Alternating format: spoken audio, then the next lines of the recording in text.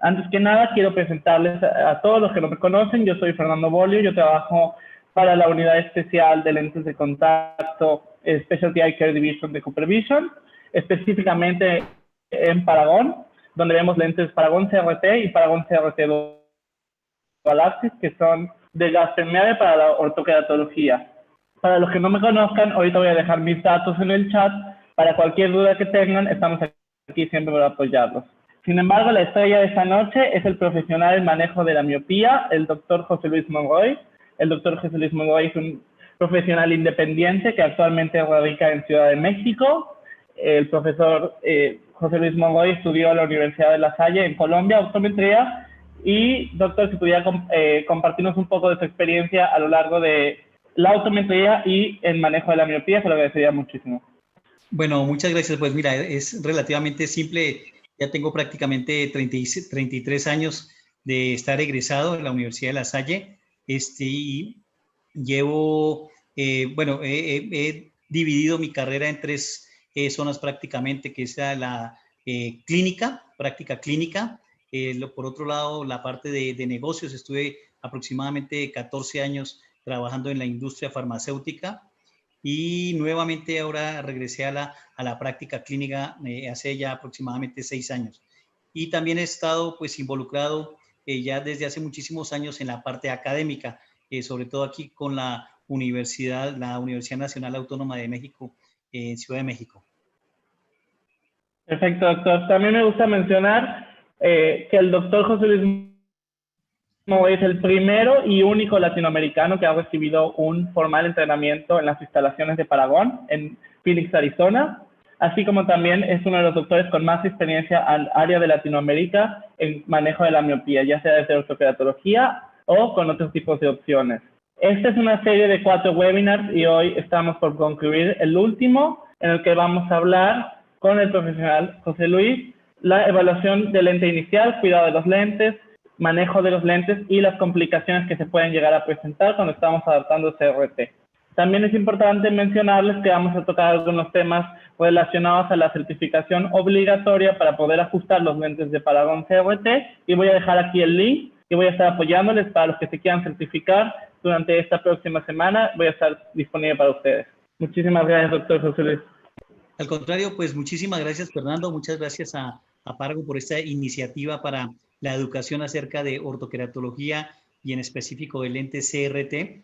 Y también, obviamente, muchas gracias a nuestros amigos de Franja Visual, que por esta patrocinio que nos dan el día de hoy para poder llegar a toda América Latina. He visto colegas por ahí de Perú, Argentina, Colombia, obviamente de México. Entonces, bueno, pues todos bienvenidos. Como lo hemos hecho en los anteriores webinars, Fernando, me parece importante decirles que pueden ir escribiendo sus preguntas a medida que vamos avanzando en la presentación. Y con eso, pues, como va a ser aproximadamente 1 hora y media, pues para que no vayan a olvidar las dudas que tengan hasta el final, ¿ok? ¿Te parece bien, Fernando? Claro que sí, doctor. Y lo que normalmente hacemos es, yo voy leyendo las preguntas y dependiendo de lo que estemos hablando, en el momento en que hacen la pregunta, las voy acomodando para que los doctores no se desesperen. En general cubrimos todas las preguntas.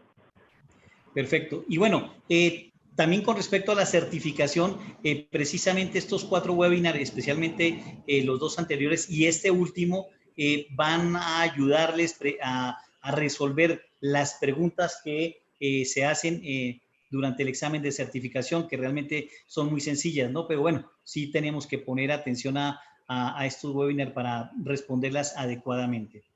Entonces, bueno, si no hay nada más, podemos iniciar. Como decía Fernando, hoy es el último webinar. Vamos a hablar acerca de la evaluación del lente inicial. Recordemos que el webinar anterior, nosotros terminamos esa conferencia cuando ya explicábamos cómo íbamos a seleccionar el lente final, ya para colocarlo sobre las córneas de nuestro paciente. Entonces, ahora vamos a iniciar precisamente cómo se evalúa ese lente de prueba, ese lente inicial. En el caso de que ese lente se lo lleve el paciente, pues cuáles son los cuidados del lente que se deben tener, el seguimiento, y en un momento dado, pues el manejo de algún problema, alguna situación que sea adversa con respecto a la adaptación y cómo resolverla. Entonces vamos a iniciar con esta. Ok. Bueno, entonces vamos a adelantar aquí.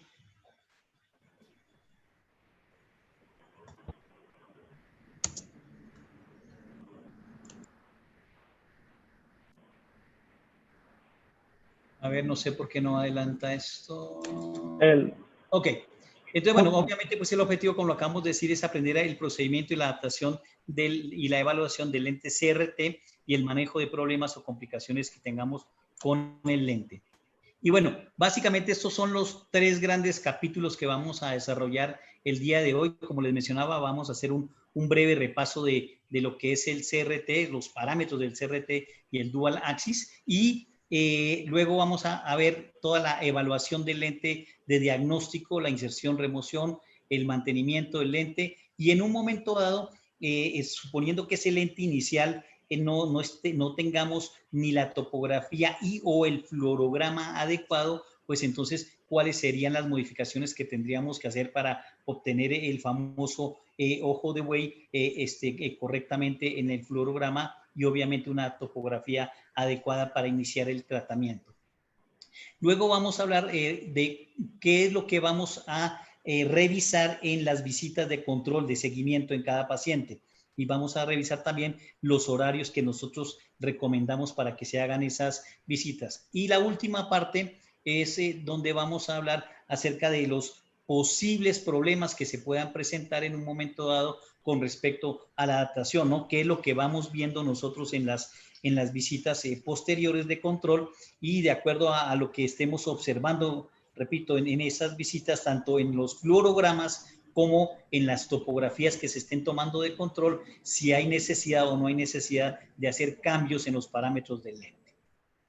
Entonces, muy bien, este lente CRT me parece magnífico en el sentido que tiene un amplio rango de parámetros, con lo cual nosotros podemos generar diferentes combinaciones tanto en la zona central como en la zona de la periferia del lente, en la zona de alineamiento y en la zona muy importante que es la zona de retorno o la zona de la geometría inversa del lente. Y vemos que, pues en cuanto a los diámetros, tenemos diámetros desde 9.5 a 12 milímetros. Ahora vamos a recordar cómo es que vamos a seleccionar el diámetro de los lentes. Curva bases de 6.5 a 10.5 milímetros en pasos de 0.1 milímetros. Y esta es una de las partes más importantes porque recordemos que a menos que tengamos una situación especial que necesitemos cambiar la curva base, este parámetro prácticamente no se mueve, no se modifica.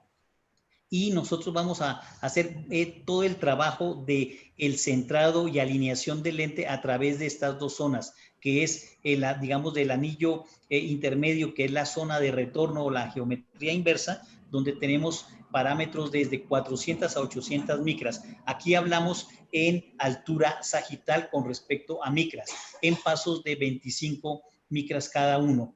Y en la zona de la periferia media, nosotros podemos hacer cambios en la angulación de la zona de aterrizaje o la zona de alineamiento de 25 a 40 grados. ¿Perdón?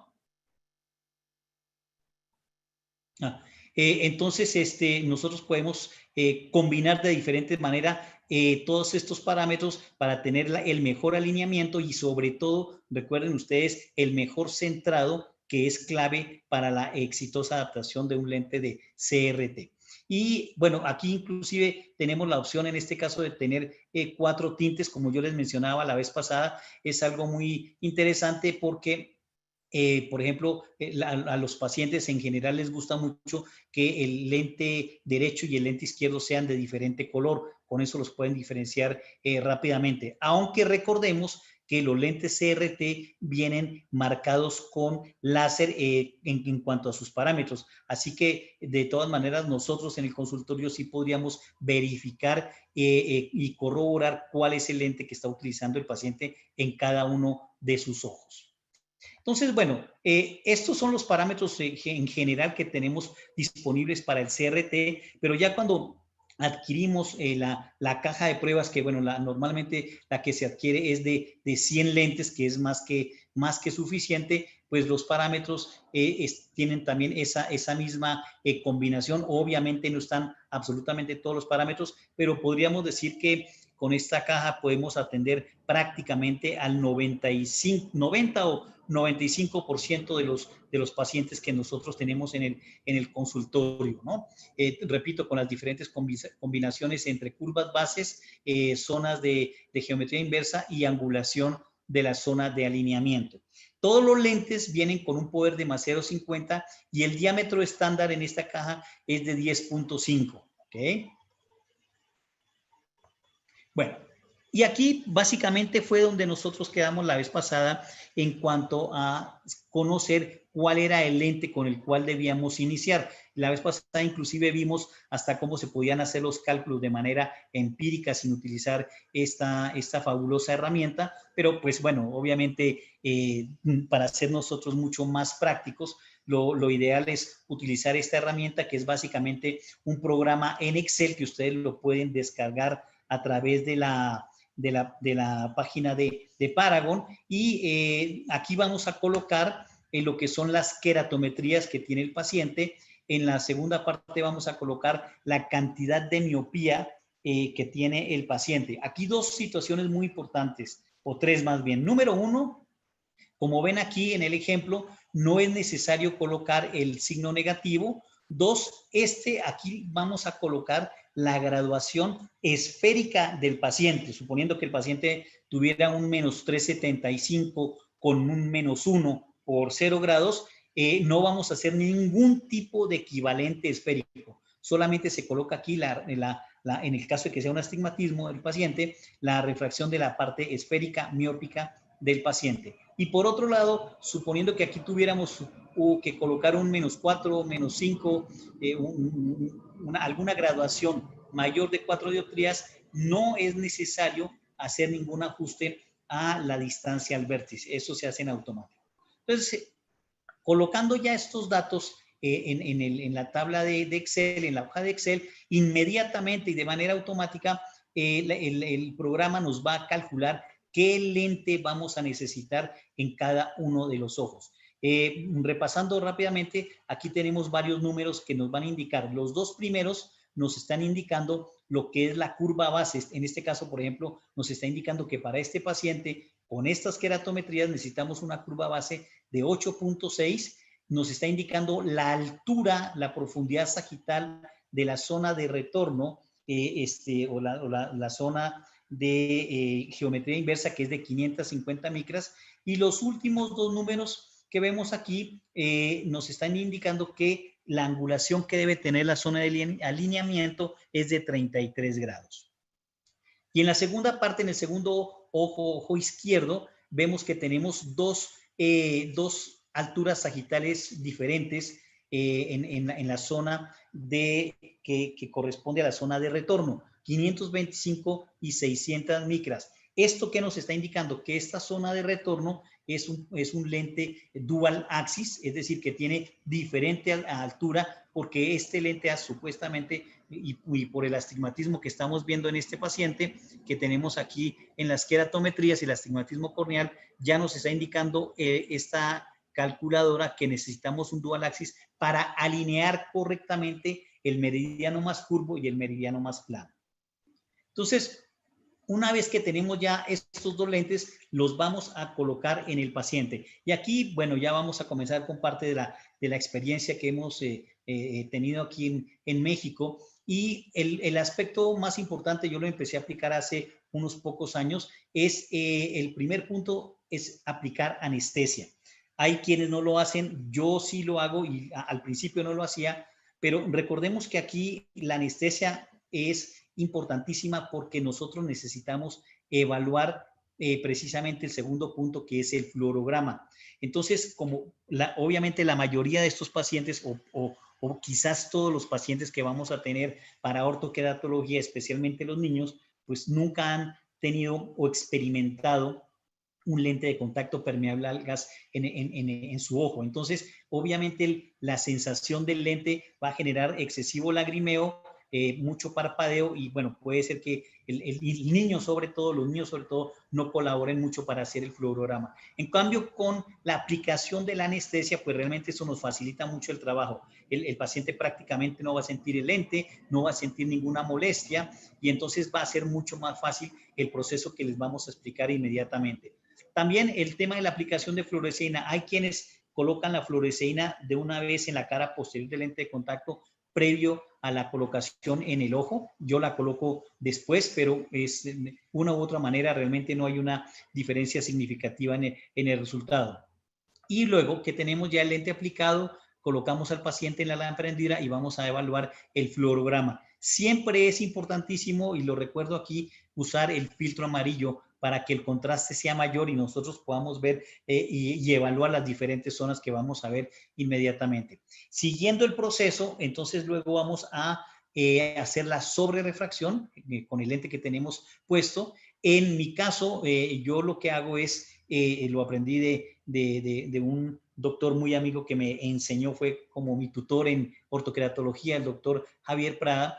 Yo dejo, ya una vez que vemos que estas partes que acabamos de revisar están, digamos, aceptables, ¿no? Tenemos un fluorograma aceptable de ortoqueratología, yo dejo que el paciente duerma 1 hora ahí mismo en el consultorio. A lo mejor no duerme, pero por lo menos que cierre los ojos 1 hora. A la hora volvemos a hacer, si se quiere, nuevamente un fluorograma a ver cómo está el lente. Luego retiramos el lente y ya vamos a hacer la evaluación de qué sucedió en esa hora con el lente de contacto que se ha seleccionado, ¿no? Evaluamos la integridad corneal, la agudeza visual, evaluamos la topografía y si todo va bien, pues entonces pasamos al siguiente, ya a la entrega del lente de contacto con la instrucción de manipulación y cuidado del lente de contacto. Entonces, bueno, cuando tenemos el fluorograma, esto también como repaso, pues digamos que estos son los 2 fluorogramas que tenemos que ver que son los ideales, ¿no? Este es el fluorograma del libro, pero básicamente tal cual es lo que tenemos que ver cuando estamos realizando la evaluación con el lente puesto, ¿no?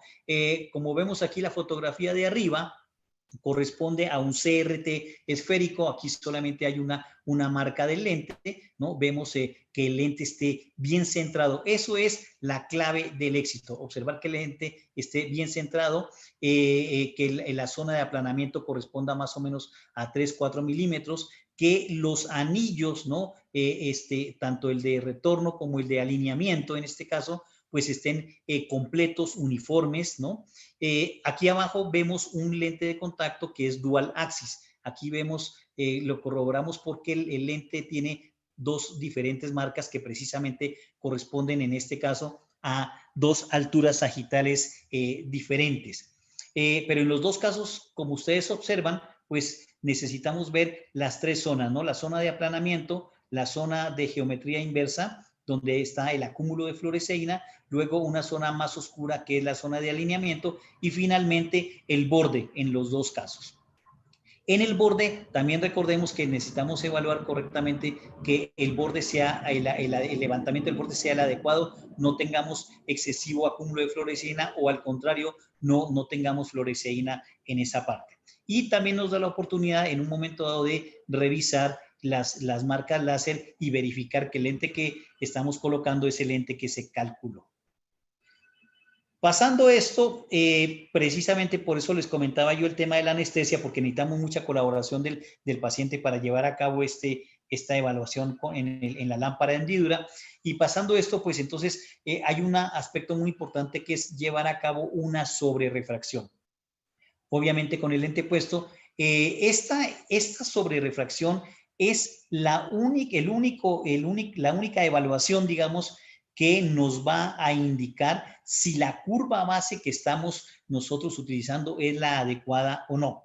Recordemos que la curva base en términos generales para lo que es la adaptación del lente, el centrado del lente no tiene ninguna interferencia, pero sí en el hecho de que si la sobrerefracción no nos da adecuada, como vemos aquí, debemos encontrar entre un más 0,50 a un más 1 en los pacientes que tenemos con los lentes de CRT y nos está dando una graduación diferente, una sobrerefracción diferente a esto, pues entonces nos está indicando que la curva base que estamos o que se seleccionó no es la adecuada. Para esto necesitamos tener una consideración muy importante. Cada cambio en la graduación que nosotros requiramos hacer de aproximadamente 0,50 dioptrías corresponde a 1 milímetro de la curvatura del lente, de la curva base del lente. Eso lo vamos a ver más fácil aquí en este ejemplo. Entonces, fíjense ustedes, por ejemplo, colocamos un lente que tiene una curva base de 8.8 milímetros y la sobrerefracción con este lente nos da 1 más 1,50. Tengamos en mente entonces nuevamente que la sobrerefracción ideal es de más 0,50, es decir, que aquí estamos sobrepasados en positivo. Eso significaría que nosotros necesitamos cambiar la curva base de 1,88 a un 8.6, es decir, hacerlo más curva, disminuir en milímetros la curva base. Ahora, ¿de dónde sale esta diferencia de 8.8 a 8.6? Precisamente que nosotros para lograr este 0 más 0,50 necesitamos adicionar un menos 1. Cada 0,50 corresponde a 1 milímetro, significa que necesitamos hacer una modificación de 0.2 milímetros en la curva base que se había seleccionado. Entonces, es por esto que esta curva base queda de 8.8, pasa a 8.6. Caso contrario es cuando tenemos una sobrerefracción negativa. Por ejemplo, en este caso, curva base de 9 con una sobrerefracción de menos 1. Entonces, recordemos nuevamente que el ideal que debemos encontrar es de más 0,50. Para lograr nosotros este más 0,50 necesitamos adicionar un más 1,50 que significaría o su equivalente es de 0.3 milímetros. Entonces, en este caso vamos a pasar de una curva base de 9, ¿sí?, a una curva base mayor de 9.3 milímetros, es decir, que estamos aplanando el lente de contacto en la curva base. Pero repito, esta diferencia que nosotros podamos encontrar en la sobrerefracción es el único parámetro que nos indica que nosotros debemos cambiar la curva base. Ningún otro parámetro nosotros necesitamos cambiar la curva base para el centrado del lente. Ok. Obviamente entonces de manera inmediata cuando ya el paciente regresa después de la hora que esté dormido con los ojos cerrados, pues retiramos el lente que hemos utilizado durante la prueba, revisamos la integridad corneal. Aquí pues quise a propósito, bueno, obviamente lo ideal es que no tenga este pequeño puntilleo que vemos acá, ¿no? Muchas veces ese puntilleo puede ser inclusive porque a lo mejor precisamente la zona de tratamiento está generando algún leve toque sobre el epitelio de la córnea y ya nos está indicando que necesitamos hacer modificaciones. Eso lo vamos a ver más adelante. Y pasando al siguiente escalón es medir la agudeza visual. Déjenme decirles que en mi experiencia creo que este es el momento del factor wow en ortoqueratología. Aquí tenemos que hacer mucho énfasis y esto quiero repetirlo, creo que lo mencioné la vez pasada. Cuando llega nuestro paciente, -2, -3, algún ejemplo que vimos por allí al inicio, es muy importante que nosotros midamos la agudeza visual sin la corrección del paciente, si es que tiene alguna corrección, sin la corrección del paciente y hacer mucho énfasis tanto al paciente como a los padres de familia, en caso de que sea un niño, de cuál es su visión sin lentes, ¿ok?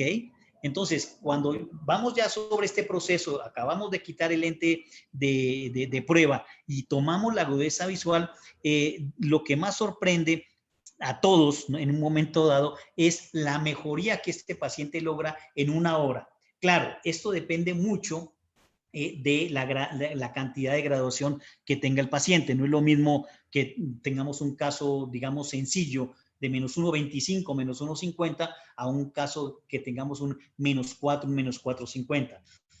Pero en cualquiera de los dos realmente hay una mejoría significativa de visión, ¿no? un menos 1,25, un menos 1,50, no sé qué podríamos estar hablando sin lentes, está entre un 20,70, 20,60 difícil a lo mejor, y ese paciente en esa primera hora a lo mejor logra un 20,40, un 20,40 más.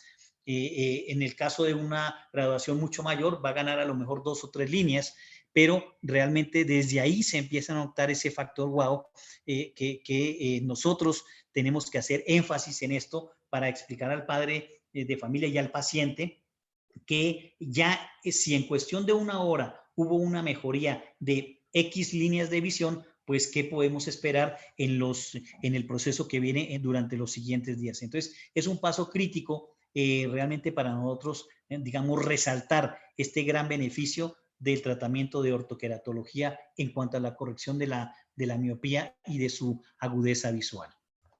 Y también hacemos de manera inmediata una topografía para ver en esa hora qué tantos cambios se alcanzaron a lograr. Obviamente esta topografía ya es de una pacientita que ya lleva varias semanas, pero quise ponerla simplemente como un ejemplo. Pero es importante de manera inmediata también tomar la topografía para medir qué tantos cambios hubo durante esa hora. Bueno, entonces, como les decía, si todo está bien, vemos que el fluorograma es aceptable, la topografía es aceptable, ya hay una pequeña mejoría durante digamos, la primera adaptación con el lente inicial, pues ya vamos entonces a proceder a entregar el lente de contacto.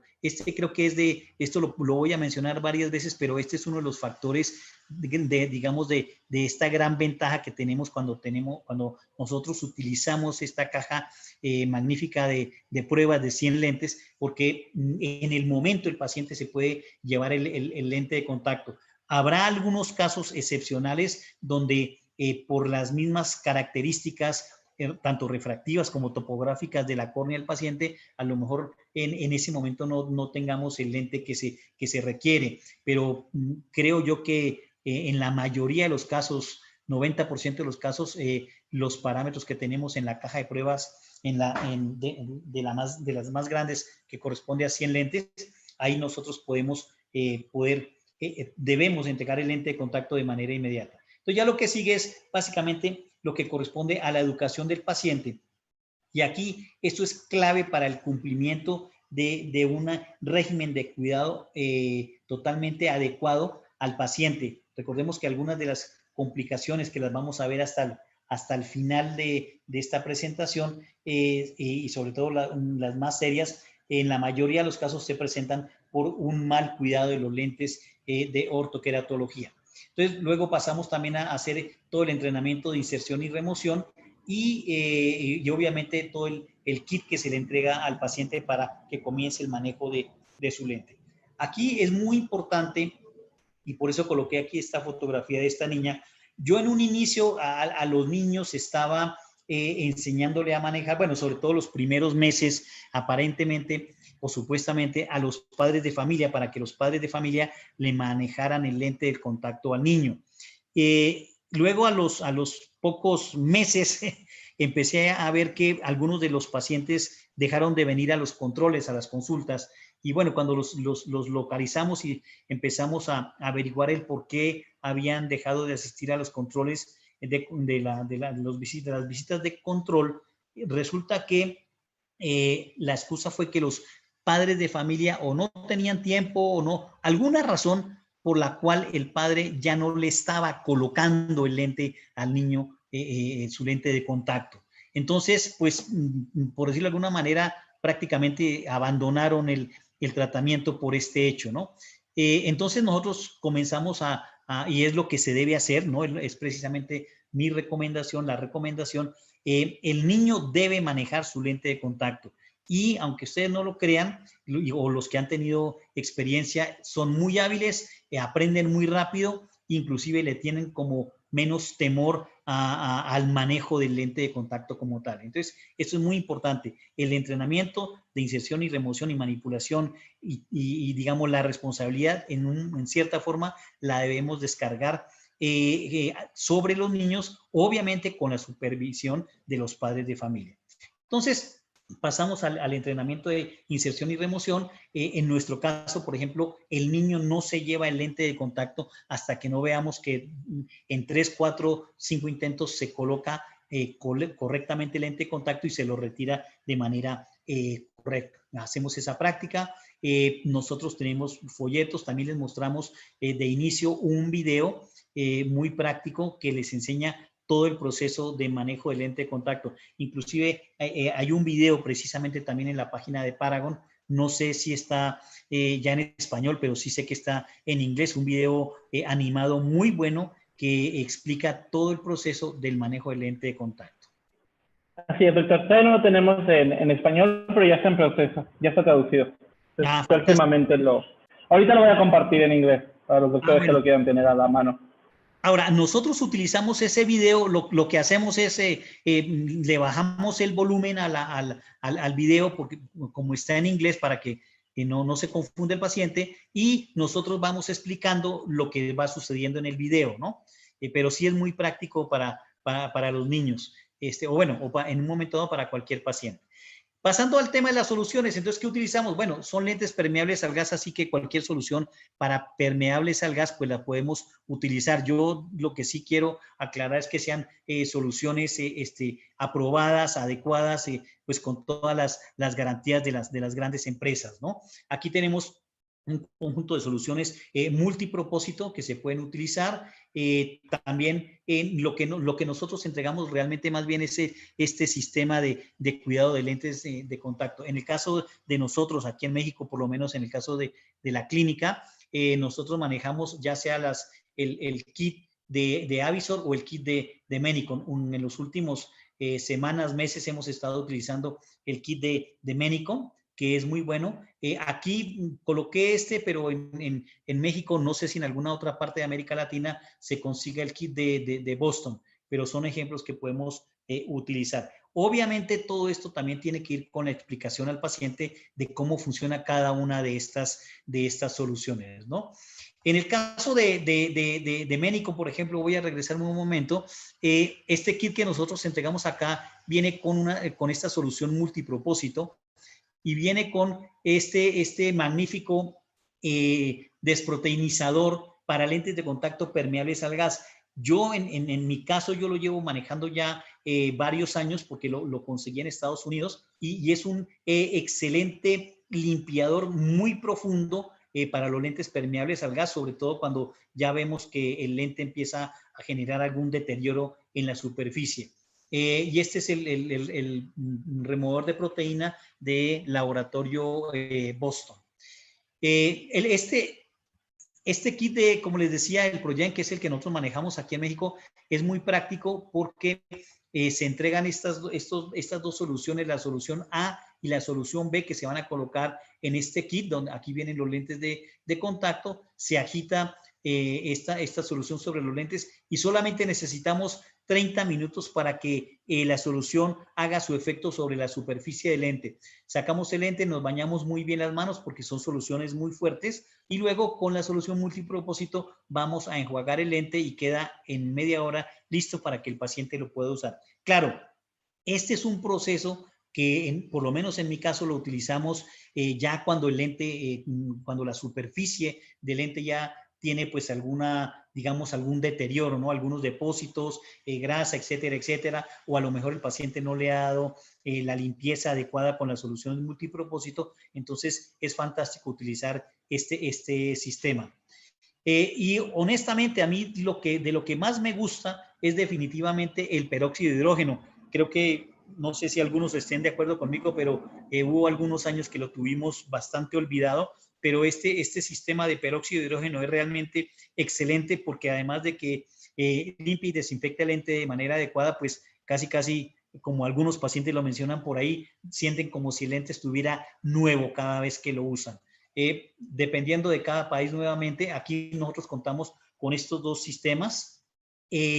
Yo personalmente me gusta mucho el de Avisor porque es mucho más rápido el proceso de desinfección con el peróxido, es de apenas 2 horas, mientras que como todos sabemos, nuestro antiguo AOC, pues necesitamos aproximadamente 6 horas para todo el proceso de desinfección y neutralización. Entonces, cualquiera de los dos es realmente muy bueno. Inclusive, adelantándome un poco a ciertas situaciones, cuando vemos algunas reacciones en los pacientes que nos están visitando ya posterior a la adaptación, y vemos que hay cierto puntilleo que no corresponde exactamente a un tema de adaptación o alineación del lente, sino es un tema más bien de una reacción tóxica o alérgica a las soluciones. Estos peróxido de hidrógeno nos van a resolver ese pequeño problema. Entonces, no debemos descartarlo, que los lentes de permeables al gas de CRT en este caso, podemos utilizar peróxido de hidrógeno. Bueno, eso ya es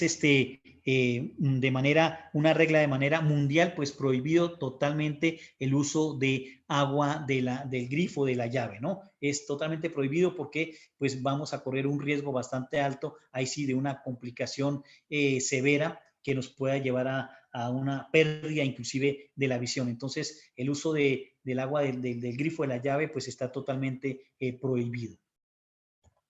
Y bueno, de acuerdo entonces a lo que vayamos nosotros viendo durante la adaptación, como les mencionaba, en el caso del fluorograma, pues aquí algunos ejemplos de que la alineación del lente no es la correcta, ¿no? Vemos estas pequeñas burbujas, aquí hay un levantamiento importante del borde del lente. Bueno, aquí ni siquiera vemos un aplanamiento, ¿no? Más bien el lente quedó totalmente curvo, no hay ningún aplanamiento, desaparece la zona de tratamiento, y aquí pues el lente totalmente hacia arriba, se pierde la uniformidad y el anillo de la zona de alineamiento. Entonces, son situaciones que nosotros no debemos dejar que el paciente se vaya con un lente que vaya a generar o que estemos observando nosotros este fluorograma, porque obviamente el resultado entonces no va a ser el adecuado, e inclusive pues podemos generar alguna alteración en la córnea de astigmatismos irregulares que a lo mejor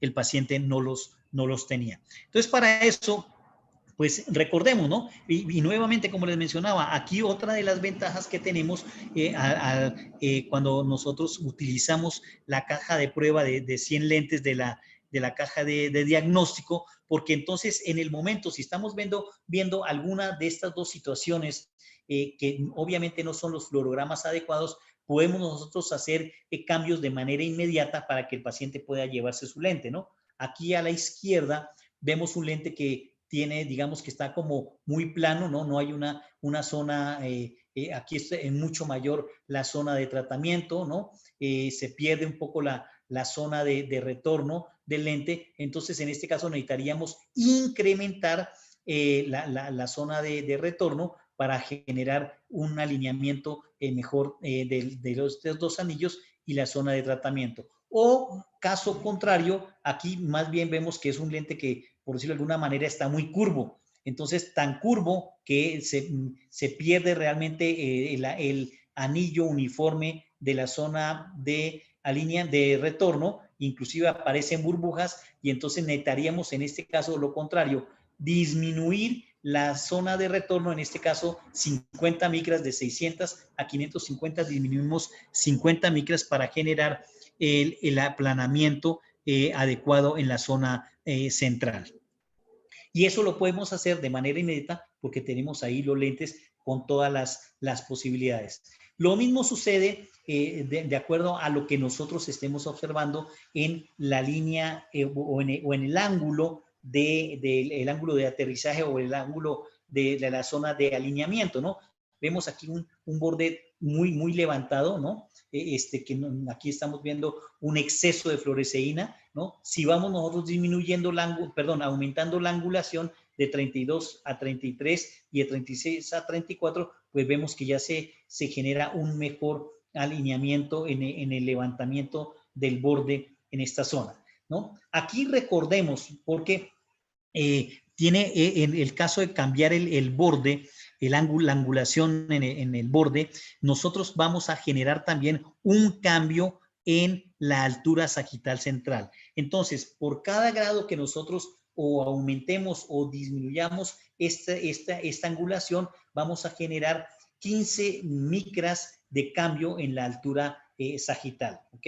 Entre más cerrado sea el borde, pues entonces nosotros vamos a levantar más el lente, entonces hay un incremento en la ságita, o si hacemos un borde mucho más amplio como este de 32, vamos, por decir algo, a aplanar el lente, a disminuir la altura sagital por cada grado en 15 micras. De la misma manera es el diámetro. Recordemos que el diámetro es un aspecto que, obviamente, un parámetro que también nos va a dar una gran ayuda en el centrado del lente. Recordando las reglas que vimos la semana pasada, o antepasada, perdón, en el diámetro nosotros lo vamos a calcular a través del diámetro del iris visible del paciente menos 1 milímetro, ¿ok? Rápidamente, el paciente tiene 11.5 milímetros del diámetro iris visible, pues entonces el lente ideal sería de 10.5. ¿Okay? Aún así, hay que colocar el lente y vamos a ver nosotros cuál es la posición y qué cobertura tiene ese lente, ¿no? O si es que está demasiado chico, que no corresponde más o menos a ese 95% de cobertura, o al contrario, de pronto la córnea más bien era un poco más pequeña y ese 10.5 que tenemos en la caja de prueba, pues entonces va a quedar un lente excesivamente grande. Esta sería una de las situaciones en las que ahí tendríamos que parar aquí todo el asunto y ordenar un lente con un diámetro diferente. Les recuerdo nuevamente, en la caja de pruebas el diámetro estándar es de 10.5. Entonces, a menos que nos esté funcionando perfectamente bien ese diámetro, lo podemos dejar. Si no, tendríamos que solicitar el diámetro o para mayor o para menor, de acuerdo a lo que nosotros estemos observando en el fluorograma y en la cobertura del lente. Ahora, aquí también hay una consideración muy importante que necesitamos nosotros hacer para equilibrar precisamente el sistema óptico del CRT.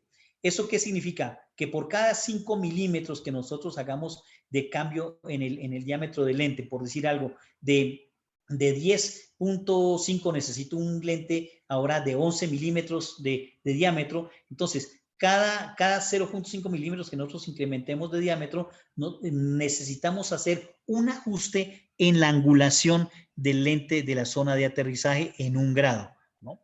De la misma manera, si el diámetro disminuye, pues entonces nosotros necesitamos disminuir en 1 grado el ángulo de la zona de aterrizaje.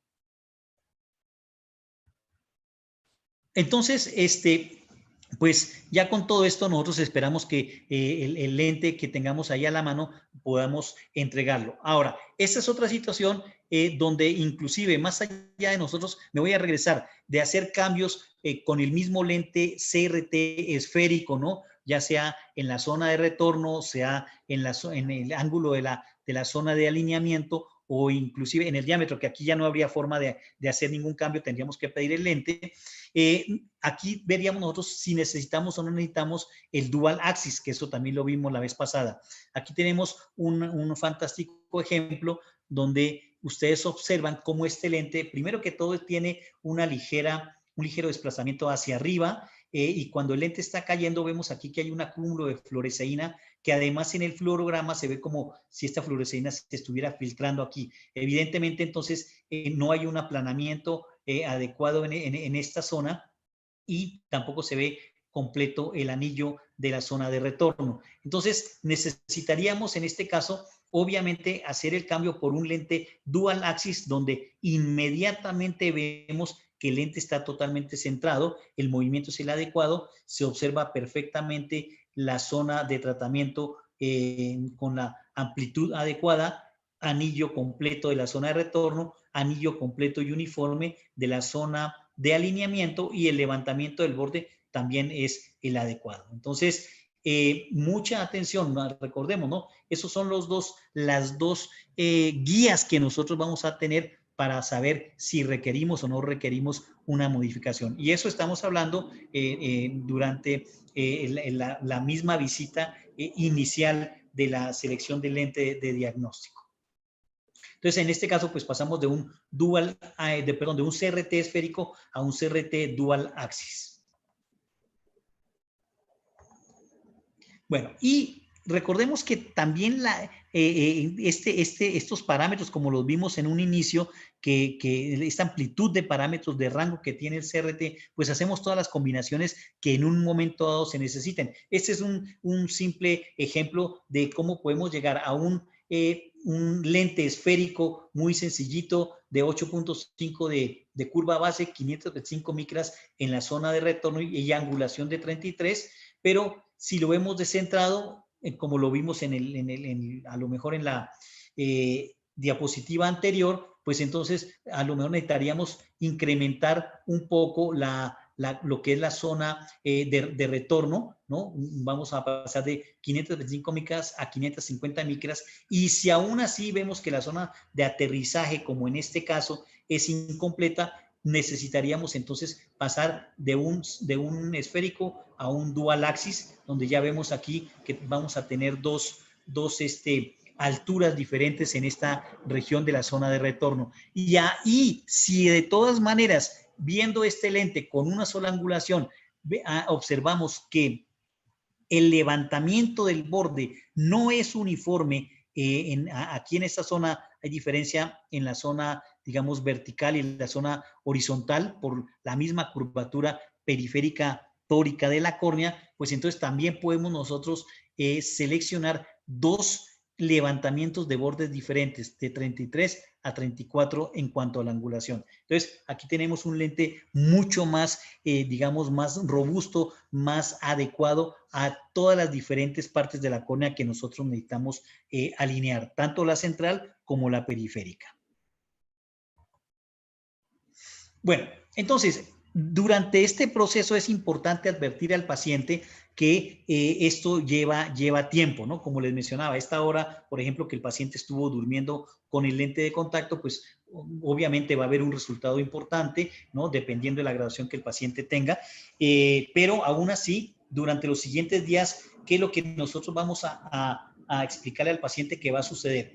El hecho de llegar a su máxima corrección de la miopía y sobre todo mantener la efectividad del tratamiento durante aproximadamente 24 horas, este proceso lleva entre 7 y 15 días. Es importante advertir, porque no esperemos que inclusive al siguiente día o a la semana el paciente ya va a estar viendo perfecto y su tratamiento o el efecto del tratamiento le va a durar todo el día, ¿no? Eso va a ir poco a poco. Entonces hay que advertir esto al paciente, sobre todo la primera semana, porque el paciente se levanta, se quita el lente de contacto y a lo mejor va a durar, no sé, 2, 3 horas con una efectividad adecuada, pero hacia las horas de la tarde el paciente va a ver que su visión disminuye, ¿no? Esto precisamente con el tiempo va a ir definitivamente mejorando.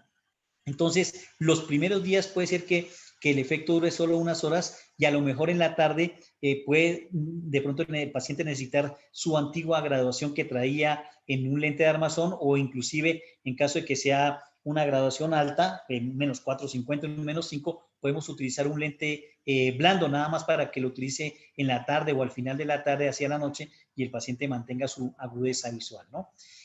También se puede presentar a veces alguna variabilidad en la agudeza visual en este mismo proceso hasta que todo tome o llegue a su pico máximo de efectividad. También es importante advertir que el lente que se están llevando, digamos que entre comillas es el lente final, ¿no? Puede ser que en las revisiones, sobre todo lo que es la revisión del primer día y la revisión de la semana, a lo mejor de acuerdo a lo que nosotros estemos evaluando, pues tengamos que todavía hacer algunos cambios importantes en los parámetros, y esto significaría pues que el paciente vamos a cambiarle el lente de contacto.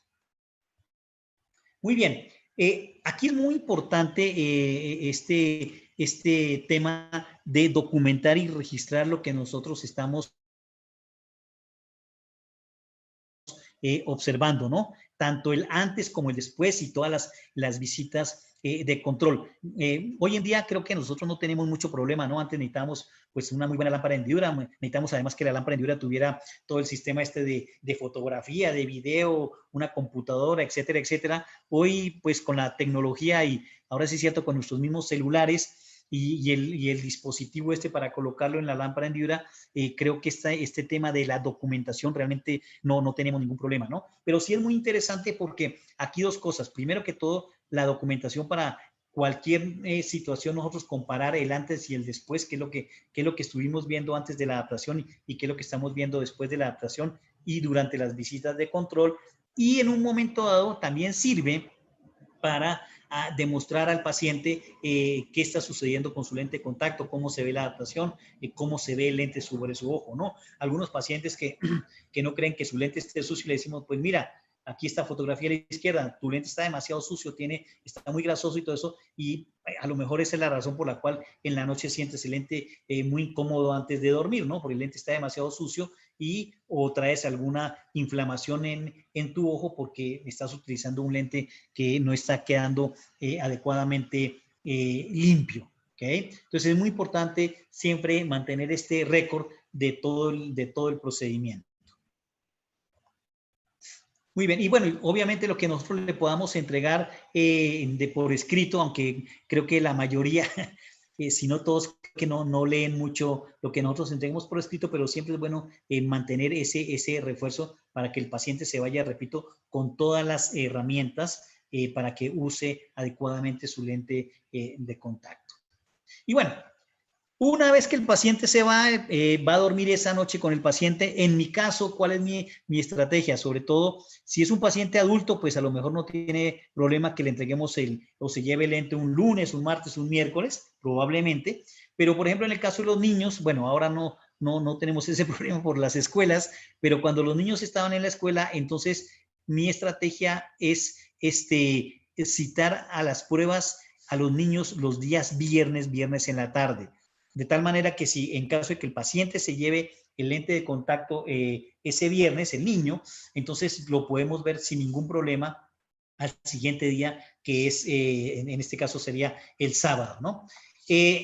Como parte, digámoslo, del protocolo, donde ustedes lo quieran ver y cualquier recomendación de cualquier o laboratorio o institución, como en este caso el Instituto Internacional de Miopía, vemos que el primer día es importantísimo esa primera revisión. Es decir, después de la primera noche que el paciente duerme con el lente de contacto, al siguiente día hay que revisar al niño. Ya aquí hay una variabilidad. Esta es la recomendación, como les decía, del Instituto Internacional de Miopía. Luego lo vemos entre 4 a 8 días, al mes, a los 3 meses, a los 6 meses.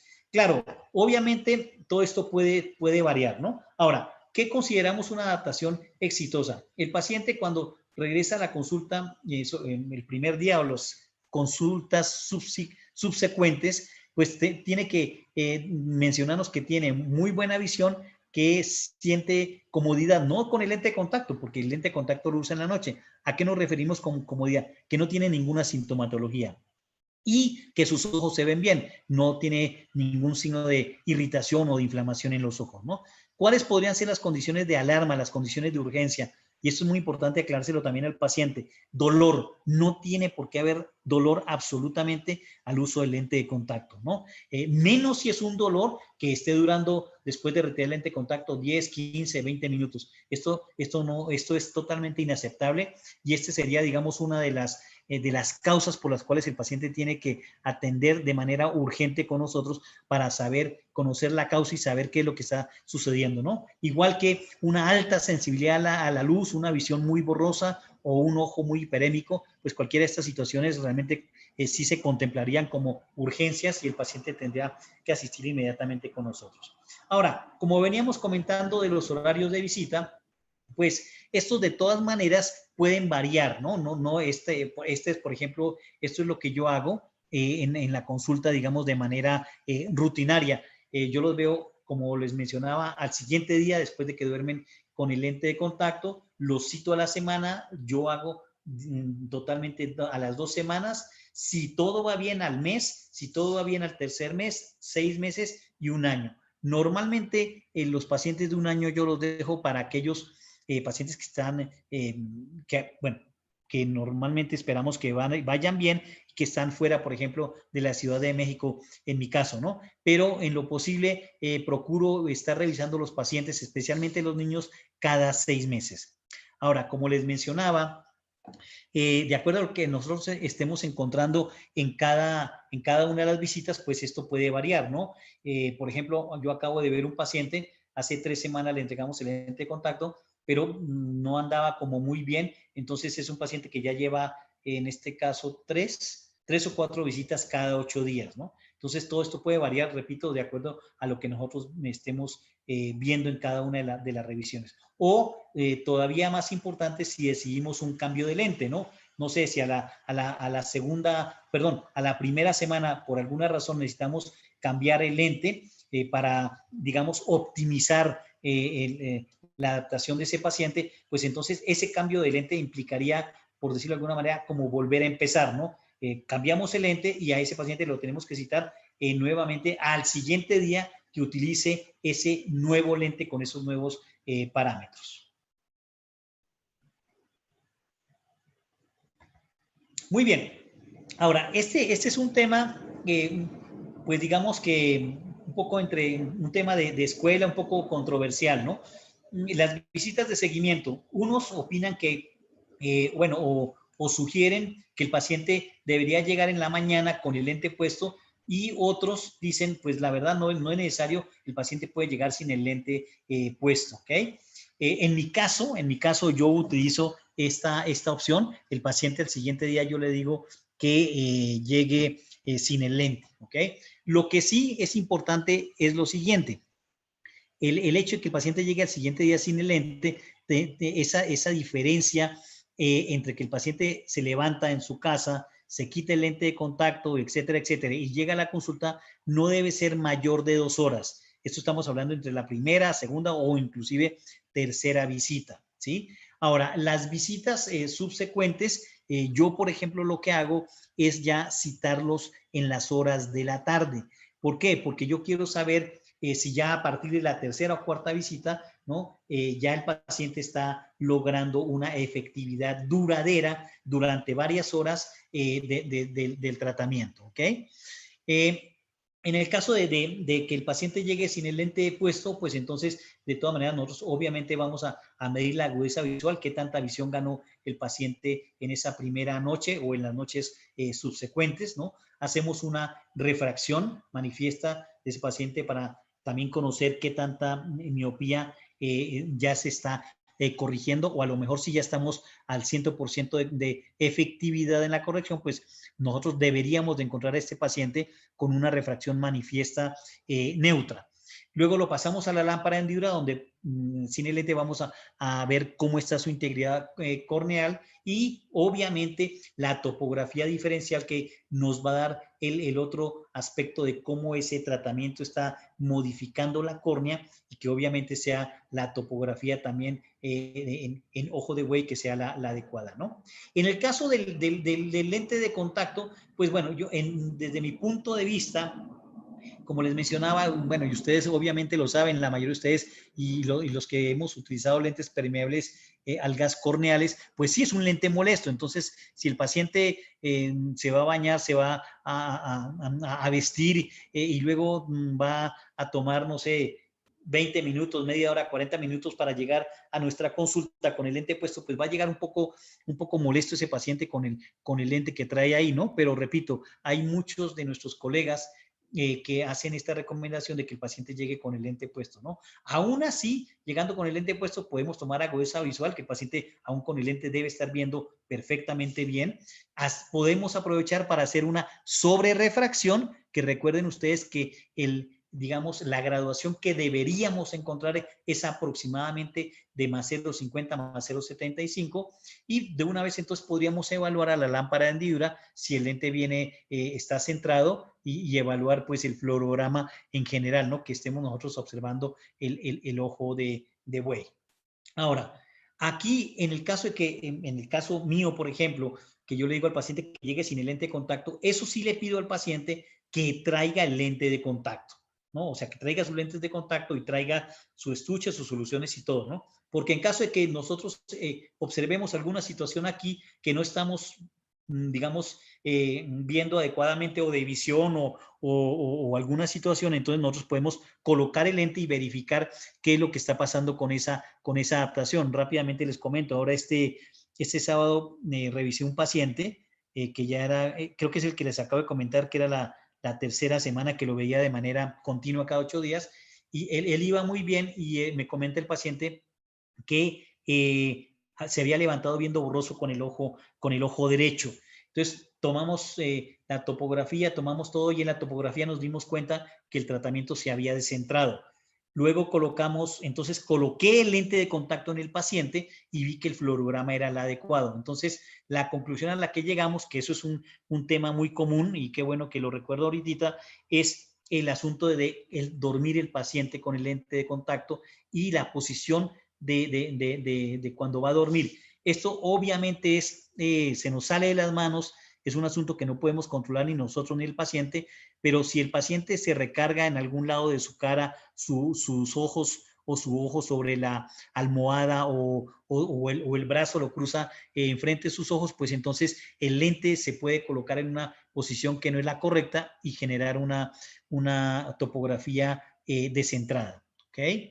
Entonces, esto como un ejemplo. Entonces, tenemos que hacer todas las evaluaciones para asegurarnos de que el tratamiento está siendo correctamente aplicado. ¿Qué es lo que esperamos encontrar? Como les decía, en las visitas o en la primera visita sobre todo, en el caso de que el paciente traiga el lente o si nosotros lo colocamos, pues nuevamente se tiene que mantener el centrado del lente. La sobrerefracción debe ser la ideal, más o menos 0,50 o máximo más 1. No debe haber ningún hallazgo de tinción positiva en la córnea, ¿sí? Y nosotros esperaríamos que la corrección estaría, sobre todo en la primera semana, entre el 50 y 70%. Ahora, ya lo había mencionado, sin embargo, lo vuelvo a decir, esto también depende mucho de la cantidad de miopía que tenga, ¿no? Repito, un paciente de menos 1,50 probablemente 2, 3 noches, ya el paciente al siguiente día, al tercer, cuarto día, ya tiene 100% de visión y probablemente le va a durar las 8 o 10 horas durante el día, ¿ok? Se ha calculado que aproximadamente en promedio por noche digamos que sobre todo al inicio, se genera una acción de 2 dioptrías de corrección en la córnea de cada paciente. Entonces, y también, pues como les mencionaba, tomamos cada visita la topografía para evidenciar que el tratamiento está siendo adecuado y que se mantiene de manera centrada. Ahora, ya lo mencionamos, bueno, habrá algún momento, sobre todo entre la primera visita, segunda visita, o sea, a los 8 días, o inclusive hasta una tercera visita, donde nosotros vamos a requerir cambiar el lente. En un principio yo les digo que hay que tener un poco de paciencia y no a la primera inmediatamente hacer un cambio del lente como tal, ¿no? Ahora, sí hay algunas indicaciones muy importantes que nos pueden guiar para ver si inclusive al siguiente día que el paciente llegue a la primera visita, después de la primera noche, sea necesario cambiar el lente, como por ejemplo, encontrar una queratitis punteada muy importante, moderada, severa, en el centro de la córnea, ¿no? O que veamos que el lente está totalmente inmóvil. El mismo paciente a veces nos puede comentar, ¿no? Oiga, tuve muchos problemas para quitarme el lente hoy en la mañana, nos puede estar indicando que el lente está muy adherido, hay muy poco espacio, no hay película lagrimal y entonces esto genera esta adhesión del lente, ¿no? O que también la sobrerefracción pues esté fuera del rango, ¿no? No sé, como el ejemplo que vimos, al siguiente día el paciente tiene un -1, pues eso es inaceptable e inmediatamente necesitaríamos nosotros hacer las correcciones adecuadas, ¿no? Ahora, a la semana, digamos, si todo va bien, a la semana sí encontramos 1 o 2 semanas un descentramiento de 0,5 milímetros, tanto, sobre todo eso se ve muy bien en la topografía, pues entonces eso también nos está indicando que necesitamos cambiar el lente como tal, ¿no? O que la corrección nuevamente no es la adecuada, hipo o hipercorrección no es la adecuada, o que ya a las 2 o 3 semanas el paciente, digamos, se esté quejando de que no tiene buena agudeza visual, ¿no? Para eso vamos a ver ahora algunas situaciones en las cuales vemos, digamos, esta queja que ya suponemos que prácticamente a la segunda semana, como lo veíamos, 14 días, ya el paciente tiene que tener una perfecta corrección de su miopía. También, claro, en estas visitas de seguimiento es importante, cuando estamos haciendo la evaluación de la integridad corneal, ver si hay algunos signos de mala manipulación del lente, como vemos aquí, ¿no? Esta pequeña rayadura aquí en la córnea que nos puede estar indicando que el paciente tiene problemas o para colocar o para retirar el lente de contacto, de tal manera que entonces tendríamos nosotros que revisar nuevamente el ejercicio de inserción y remoción para ver qué es lo que está haciendo mal el paciente. Yo, por lo menos, como les mencionaba, yo siempre le pido al paciente que traiga en cada visita, no importa si es la del mes, la de los 6 meses, traiga todo tal cual está manejando su lente de contacto, ¿no? Nosotros también le entregamos, no lo coloqué acá, pero nosotros le entregamos al paciente una bombilla, una chupa, para que el paciente tenga una mayor facilidad para retirar el lente. Entonces, también a veces en el manejo de esa bombilla para retirar el lente, pues puede ser que ahí el paciente se lastima un poco la córnea. Hacemos un repaso de cómo está manejando las soluciones y cómo las está utilizando. También hace unos 4 o 5 días llegó un paciente que por razones también de revisión llegó sin el lente y tuve que colocar el lente de contacto para revisar la adaptación, la alineación del lente, y el lente estaba totalmente sucio. Entonces el paciente me dijo, no, lo que pasa es que cuando yo me quito el lente de contacto, en la mañana, yo no lo limpio ni nada, sino lo guardo directamente en el estuche en seco. Entonces, él pues ya estaba en malas condiciones el lente, entonces eso también nosotros tenemos que revisar al paciente y pues darle la indicación que debe ser, ¿no? El lente tiene que guardarse limpio y guardarse en su líquido que esté utilizando multipropósito. Y bueno, también la revisión física del lente, porque podemos encontrar, esto no es muy frecuente, pero sí lo podemos hallar, obviamente que el borde del lente esté roto o el lente ya esté, digamos, muy rayado. Bueno, en cuanto a los síntomas, como les mencionaba, pues bueno, definitivamente el síntoma más importante que de pronto podríamos encontrar es una agudeza visual que no es la adecuada, ¿no? Entonces tenemos que ver las diferentes causas, si es un tema de corrección, ¿no? Si hay un tema de isla central que nos está permitiendo buena agudeza visual, o precisamente es un asunto de que el lente está descentrado y entonces la zona óptica pues no está con digamos, la zona de tratamiento no es la adecuada, ¿no? Los halos y destellos, especialmente cuando o el lente está muy descentrado o hay una zona de tratamiento muy pequeña que genera estos halos, especialmente en pacientes con pupilas grandes, y sobre todo esto es un síntoma que se da mucho en la noche. Este síntoma sobre todo lo encontramos en pacientes ya jóvenes, adultos o adultos, ¿no? En los niños realmente no se quejan, bueno, por lo menos a mí nunca me ha tocado un niño que me llega diciendo que en la noche tiene muchos halos o destellos. Variabilidad de la visión, a lo mejor no está utilizando los lentes todas las noches, que ese es otro tema importante también ahí, ¿no? Sobre todo ya cuando lleva varios meses, hay que averiguar muy bien si realmente el niño está utilizando o el paciente está utilizando su lente todas las noches. Recordemos que este es un tratamiento reversible. Entonces, si el paciente no usa el lente todas las noches, pues la córnea regresa a sus condiciones originales y entonces ya no se está corrigiendo la miopía adecuadamente, ¿no? En el tema de la visión variable, también el hecho de que el lente esté sucio, tenga depósitos o tenga una mala postura, como les comenté del paciente que acabo de ver, ¿no? Hay una mala postura, el lente se desplaza y entonces la zona de tratamiento no queda centrada. La sensación del lente, pues esto es un poquito raro, pero puede suceder, puede ser que el lente tenga demasiado movimiento, es un diámetro pequeño, o los párpados son muy tensos, o un problema de alergias en el paciente.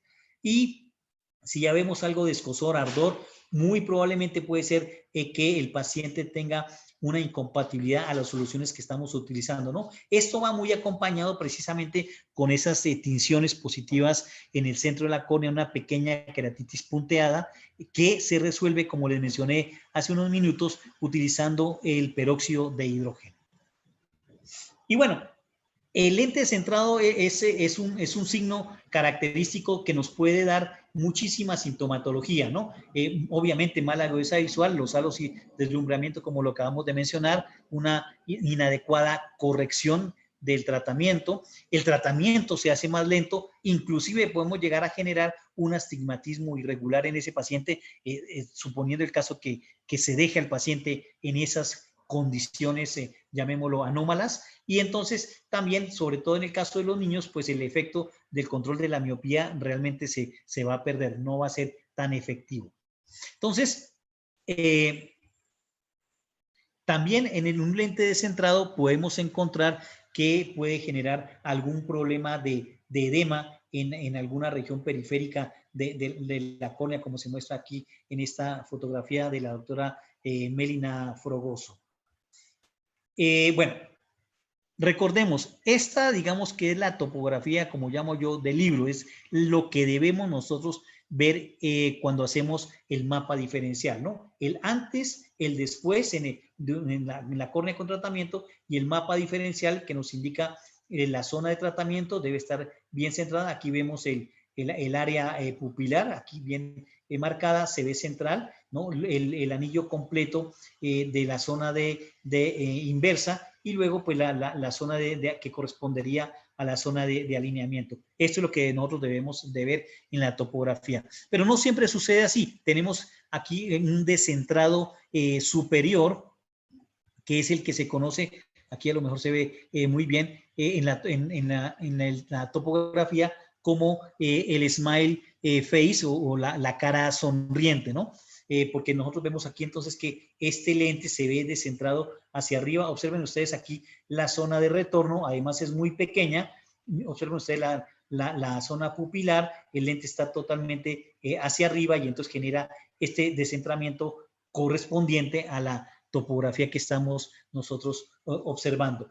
Para esto, entonces, necesitaríamos, por ejemplo, en este caso, que es esta zona de tratamiento muy pequeña, aquí de plano lo ideal sería cambiar de un CRT esférico a un CRT dual axis para que este lente se amplíe un poco más aquí la zona de tratamiento, el lente se centre y quede totalmente adecuado en las tres zonas. Si la zona de tratamiento que estamos viendo aquí nosotros es la adecuada, es una zona amplia, pues entonces lo que necesitaríamos es incrementar en micras la zona de retorno. Si estábamos en 500 micras, vamos a pasar a 525 micras.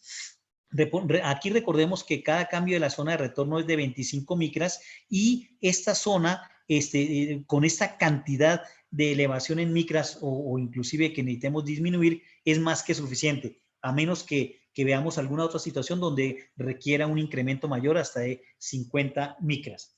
Otra forma, acuérdense ustedes, de incrementar o elevar más el lente en este caso, es incrementar el ángulo de la zona de aterrizaje en 1 grado. Cada grado corresponde a 15 micras. Esa es la otra situación donde vemos que el tratamiento está descentrado hacia abajo. Creo que se ve un poco mejor aquí, por ejemplo, en esta topografía. El tratamiento está primero incompleto y descentrado hacia abajo. Es súper evidente esta fotografía, me gusta mucho porque es muy evidente que el lente está totalmente caído, digámoslo así, ¿no? Inclusive no hay una uniformidad en la zona de retorno. La angulación aquí en esta región inferior se pierde el ángulo del levantamiento del borde. Entonces, todo esto es característico. Y miren aquí, no sé, creo que sí alcanzan a ver la zona pupilar. Entonces, el lente está totalmente caído, ¿no? Esto es, digamos, la carita triste, podríamos decir así, como se describe en la topografía. Entonces, para esto, si vemos en este caso, como en la fotografía, que el borde está muy apretado, aquí se pierde totalmente un pequeño acúmulo de fluoresceína en el borde, entonces podemos nosotros disminuir la angulación de la zona de aterrizaje, es decir, pasaríamos, por decir un ejemplo, de 33 a 32. Eso, recordemos que levanta un poco el borde y nos puede ayudar a generar esa mejora en la situación del lente. Esto probablemente tengamos que sumarlo a un incremento en el diámetro para centrar totalmente el lente. ¿Okay? A lo mejor necesitamos hacer las dos modificaciones para que este lente se centre adecuadamente. Y bueno, también tenemos el otro que es el desplazamiento lateral, ya sea nasal o ya sea temporal. Entonces, bueno, esta fotografía también está muy bien ejemplificada. Aquí está el borde de la córnea, el limbo. Observen ustedes el borde del lente, el lente totalmente centrado. Miren aquí el borde pupilar, aquí el área pupilar. Entonces, el tratamiento está totalmente descentrado, ¿no? También se ve que no hay una alineación uniforme en la zona, en la zona de alineamiento, perdón, no hay una uniformidad en esta zona inferior. Entonces, aquí lo que necesitaríamos es, más que todo, incrementar el diámetro. Esa sería la recomendación. Nada más aquí para recordar, al incrementar el diámetro, recordemos que necesitamos hacer un ajuste en el levantamiento del borde del lente. También podemos mejorar esta situación al incrementar un aumento en la zona de retorno de 500 a 550 micras para centrar el lente de contacto adecuadamente. Y si esto no funciona, pues entonces definitivamente tendríamos que pasarnos a un dual axis. El otro no es muy frecuente, pero sí se puede presentar, es la famosísima isla central. Aquí podemos tener dos situaciones que hay que poner un poquito de atención.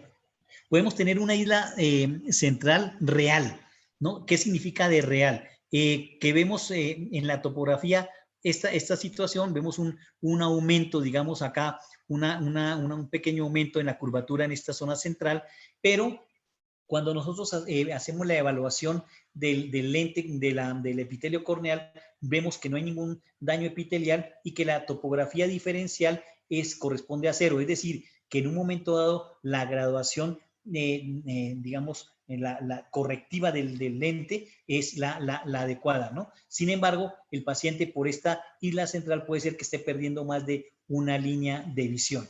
Ahora vamos a ver qué es lo que vamos a hacer en este caso. También podemos encontrar o diferenciarlo con una isla central falsa. Aquí la gran diferencia, observen ustedes, es que en el momento de hacer la evaluación en la lámpara de hendidura, sí hay tinción positiva, sí hay signos de daño epitelial, es decir, que hay un roce en el lente. Entonces, en un caso estaríamos hablando de que el lente necesitamos levantarlo en la zona central, y en el otro caso en el caso anterior, necesitaríamos un lente que genere un aplanamiento más uniforme en la zona de tratamiento. Aquí también en esta topografía diferencial vemos que la valoración es menor a cero, como lo vemos aquí en esta curva que nos está indicando los poderes en cada una de estas zonas. Vemos que este pico debería estar aquí en el centro, que correspondería a una isla central real, pero en este caso una isla central falsa corresponde a una valoración menor a cero. Entonces, cuando vemos al paciente en el fluorograma, fíjense ustedes que sí se ve un lente centrado, inclusive los anillos tanto de retorno como de alineamiento se ven completos, se ven uniformes, y podría ser que inclusive hasta el borde, el levantamiento del borde se vea adecuado. Entonces, en forma general, nosotros vemos que la solución es disminuir el ángulo de la zona de alineamiento en caso que se requiera aquí en el borde, o disminuir la zona de retorno para que genere este aplanamiento en esta zona que todavía nos quedó un poco levantado el lente en la profundidad sagital central. Bueno, también nosotros en caso de necesidad podemos hacer variaciones en la amplitud de la zona de tratamiento, y esto lo vamos a hacer de manera muy simple, modificando la altura de la zona de retorno o de la zona de geometría inversa, ¿no? Si necesitamos una curvatura muy amplia, pues entonces nosotros podemos disminuir la zona de retorno, disminuir la altura sagital, o si necesitamos disminuir esta zona de tratamiento, hacerla más pequeña, pues necesitaríamos incrementar la altura sagital de ese lente en la zona de retorno. Bueno, ahora, esta es otra situación, creo que la vimos la vez pasada, pero es importante verla. Esta fotografía también es muy ejemplar, donde vemos especialmente, pongamos atención a la zona de levantamiento de la angulación del borde, donde vemos que hay un borde, digamos, asimétrico, ¿no? Aquí en la zona superior e inferior hay un mayor acúmulo de fluoresceína versus la zona, digamos, la región horizontal. Entonces, en este caso, vamos a suponer que el paciente estaba utilizando un esférico con una angulación de 32 grados, pues entonces necesitaríamos convertir estos 32 grados en una zona periférica tórica, por decirlo de alguna manera, ¿no? Un ángulo periférico tórico donde vamos a dejar esta zona de 32 que está alineada adecuadamente con un levantamiento adecuado y la otra zona que está más levantada, pues hacer un cambio a un ángulo de 33 para dar una uniformidad al levantamiento del borde en ese lente. Y bueno, los otros problemas de la superficie ocular que no pueden faltar. Este probablemente es el hallazgo más común, bueno, probablemente no, es el hallazgo más común que nosotros nos vamos a encontrar en ortoqueratología, ¿ok?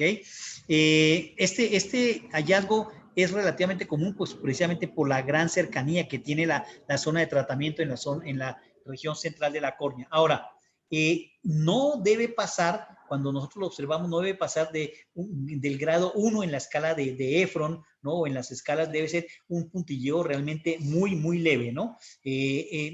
Normalmente se puede presentar al primer día, esto podría ser entre el 30 y 40% de los pacientes, y es todavía más evidente cuando nosotros estamos haciendo tratamientos en pacientes que tienen miopías mayores de -4, porque obviamente se requiere un mayor aplanamiento de esa córnea. Ahora, si esto de todas maneras ya se pasa un poco, ese, digamos, constante, este puntilleo no disminuye o se hace un poco más profundo, pues entonces ya tenemos que ver definitivamente en cambiar el lente, ¿no? Esto puede ser porque el borde está muy cerrado o porque definitivamente la altura sagital del lente está muy baja y necesitamos levantarlo un poco, ¿no? Otras alternativas que podrían ayudar a esta situación es el hecho de que utilicemos algunos lubricantes libres de conservadores o también, como les mencionaba, el uso del peróxido de hidrógeno, ¿no? Si vemos una situación ya un poco severa en estas córneas, pues definitivamente necesitamos descontinuar el uso del lente hasta normalizar el estado de salud de esa córnea para reiniciar el tratamiento e inclusive probablemente que podría ser con nuevos parámetros. El otro es un hallazgo relativamente común, sobre todo se ve en pacientes que tienen ya muchos años de utilizar el tratamiento de ortoqueratología y son estos depósitos de hierro en el epitelio o anillo de hierro en la córnea, creo que lo alcanzan a ver aquí, hagan de cuenta como un anillo de Fletcher en el queratocono, esto también se observa, tiene diferentes, digamos, concepciones, pero es un hallazgo clínico poco significativo, no tiene ninguna alteración, al ser, digamos, anular, pues no interfiere con la agudeza visual del paciente, ¿no? Esto puede estar asociado a la alta curvatura precisamente en esta zona que correspondería a la zona de retorno del lente de contacto, ¿no? Pero, pues hasta el momento no, digamos, no hay una necesidad al avisar esta situación, no hay una necesidad de hacer cambios en los parámetros del lente, ¿no? Es más una situación que se presenta en pacientes que ya tienen, no sé, 3 o 4 años de tratamiento continuo de ortoqueratología. La otra situación que se presenta, yo la he visto, la verdad, muy pocas veces y sobre todo la primera noche cuando el paciente no manipula muy bien su lente de contacto, es el famoso dimple veiling o el velo de hoyuelos como lo vemos acá, ¿no? Dependiendo de la densidad y la cantidad, pues podría obviamente afectar inclusive la agudeza visual. Esto quedan, recordemos, unas indentaciones en la córnea y entonces eso podría afectar a la visión del paciente, ¿no? Esto puede ser porque hay un alto levantamiento del borde que permite aquí una entrada importante de lágrima y entonces al comprimir, digamos, el lente esta lágrima, hagan de cuenta que como si se rompiera esa gran burbuja en pedacitos muy, muy pequeñitos, generando como un tipo de espuma y genera este velo de hoyuelos. Habría que ver para modificar precisamente la condición en este lente y si estamos viendo que entonces la profundidad sagital está ligeramente elevada, pues habría que generar un aplanamiento, una disminución de la profundidad sagital central para evitar esta situación, que no tiene tampoco un hallazgo clínico significativo. La adherencia al lente también se la van a encontrar con cierta frecuencia. El paciente, pues precisamente como todos conocemos, ¿no? Inclusive en los permeables al gas corneales, que no son de tratamiento de miopía, cuando dejamos un lente muy plano con respecto a la curvatura central de la córnea, pues el lente tiende a adherirse, ¿no? Esta adhesión, pues puede conllevar precisamente a una leve erosión central de la córnea. Entonces, aquí necesitamos mejorar tanto el intercambio lagrimal también el uso de lubricantes sin conservadores también nos podría ayudar, pero ¿cómo podríamos mejorar el intercambio lagrimal? Probablemente levantando un poco el borde del lente, cambiando la angulación para que mejore un poco la movilidad del lente y se genere este intercambio lagrimal y el lente no se adhiera. Y bueno, la famosísima queratitis microbial, que esto quiero insistir, lo vimos creo que la primera sesión, inclusive la segunda, esta queratitis microbial no es una complicación diferente en caso de que se presente, no es diferente a la incidencia que tenga en la modalidad de uso nocturno con otros lentes de contacto, como lo vemos acá en este estudio del doctor Mark Bullimore, donde vemos que la incidencia general en los pacientes que tengan queratitis microbial es de 7.7 casos en 10,000 pacientes. En niños es un poquito mayor, 13.9, pero observen ustedes en la incidencia de queratitis microbial en el caso de los lentes de hidrogel de silicona, 25 casos, casi el doble que en los pacientes con ortoqueratología. Y esto también lo vimos, repito, en las sesiones anteriores, donde se demuestra que la ortoqueratología realmente es un proceso seguro. Ahora, ¿por qué se podría presentar esto? Pues, bueno, obviamente tiene que ver con el uso nocturno de los lentes, pero sobre todo se ha demostrado que tiene más que ver con el mal cumplimiento del régimen de cuidado de los lentes, ¿no? Mala higiene de los lentes, mala higiene del estuche, se colocan el lente, repito, en malas condiciones, duerme con ese lente de contacto de esa manera y se puede generar esta queratitis microbial, ¿no? Tenemos que revisar si fue que no dimos la instrucción adecuada del uso del lente y de las soluciones, y también mucho cuidado con esos pacientes que a veces se nos desaparecen, ¿no? Porque cuando aparece el paciente de un momento a otro es porque ya trae un problema bastante importante. Obviamente, pues necesitamos hacer un tratamiento oftalmológico en el caso de que se llegue a presentar, y pues la descontinuación del lente tiene que ser de manera inmediata hasta aliviar los signos y los síntomas de este paciente.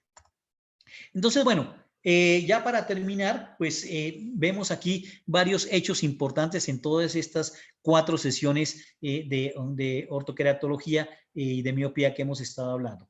Entonces, definitivamente la ortoqueratología es uno de los métodos más efectivos en el manejo de la miopía, tanto en la corrección como obviamente en el control de la progresión de la miopía, ¿no? Vemos que en promedio el porcentaje es de mayor del 50% en efectividad, como lo revisamos en muchos de los estudios que vimos aquí.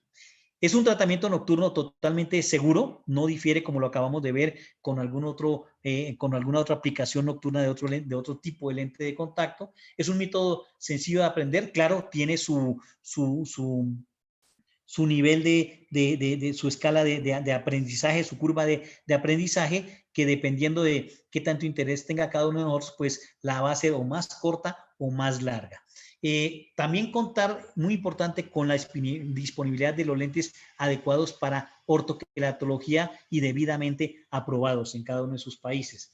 El centrado es la clave del éxito, por eso todas estas revisiones que acabamos de hacer y sobre todo lo que evidencia las topografías, esos descentramientos, tenemos que arreglarlos de manera inmediata para que el paciente obviamente corrija adecuadamente su miopía, y en el caso de los niños, pues llevemos a cabo un efectivo tratamiento del control de la progresión de la miopía.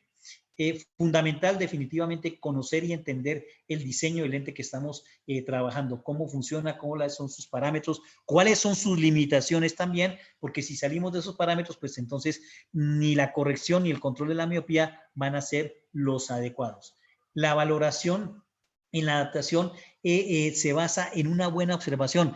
Yo también esto lo repito mucho cuando hacemos las clases y los seminarios en los lentes de contacto esclerales, ¿no? Todo se basa en la observación. Colocamos el lente, colocamos la fluoresceína y vemos qué está pasando con esos lentes, ¿no? ¿Cuál es la relación que tiene ese lente con la curvatura de la córnea que queremos nosotros tratar, ¿ok?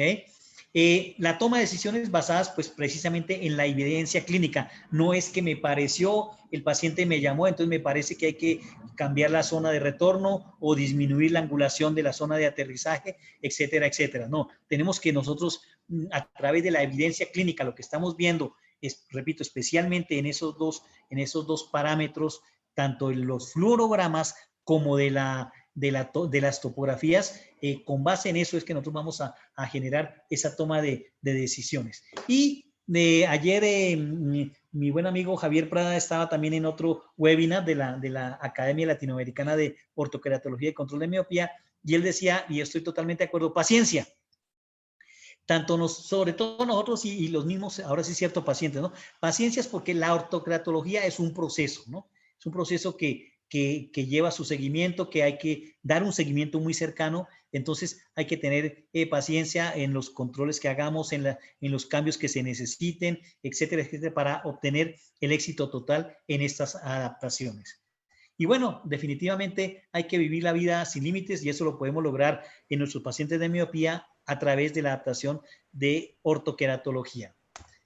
Y pues muchísimas gracias por estas hora y media en este momento y bueno, estos 4 seminarios. Muchas gracias a todos. Muchísimas gracias, doctor José Luis. Antes que nada, pues es un día emocionante, ya que es la última sesión de esta serie de 4 webinars. También es un día triste porque ha sido muy satisfactorio ver a todos estos profesionales conectados, resolviendo las dudas que tienen, principalmente con la epidemia de la miopía y con ortoqueratología, y poder aprender de sus conocimientos y su experiencia, doctor. Tengo un par de preguntas que me gustaría leer, si todavía tenemos tiempo, doctor. Por supuesto, por supuesto. Claro, hay unas un poco sencillas y unas que van subiendo. En la cuestión de mapas, ¿el mapa diferencial se realiza con mapas axiales o tangenciales?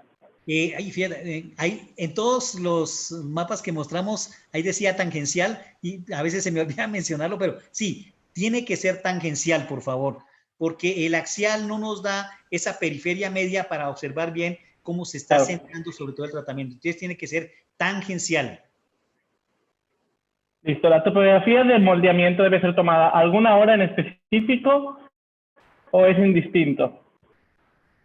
Bueno, yo expliqué bien aquí los procesos, ¿no? Por ejemplo, cuando estamos que yo hago en el día de la evaluación del lente de prueba, que pongo a dormir al paciente 1 hora, cuando retiro el lente de contacto, además de tomar agudeza visual, observar córnea, etcétera, etcétera, yo hago inmediatamente una topografía, por lo menos para saber qué pasó en esa hora con el paciente. Al siguiente día que el paciente llega, en mi caso, en mi forma de proceder sin el lente de contacto, también le tomo una topografía. Le recuerdo nuevamente, lo ideal es que el paciente en la mañana llegue sin el lente de contacto y al menos no tenga una diferencia mayor de 2 horas de haberse retirado el lente de contacto, pero hay que tomar topografía. Cada vez que el paciente llegue a su visita de control, sea en la mañana o en la tarde, hay que tomar topografía.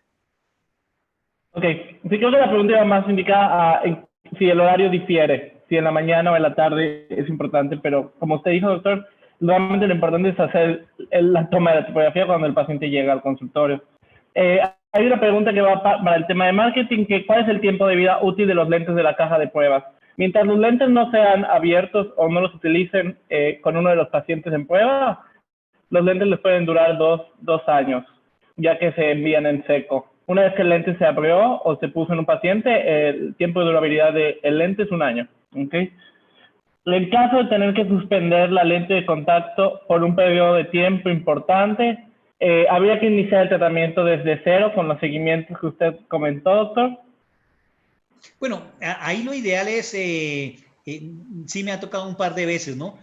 Por alguna razón el paciente dejó utilizar el lente y todo esto.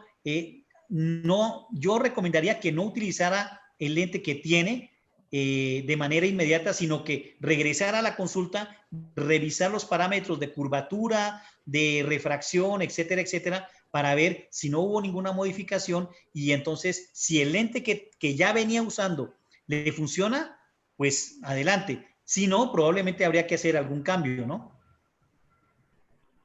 Listo, doctor. Aquí también tengo unas preguntas en dónde podemos comprar la caja de pruebas. Ok.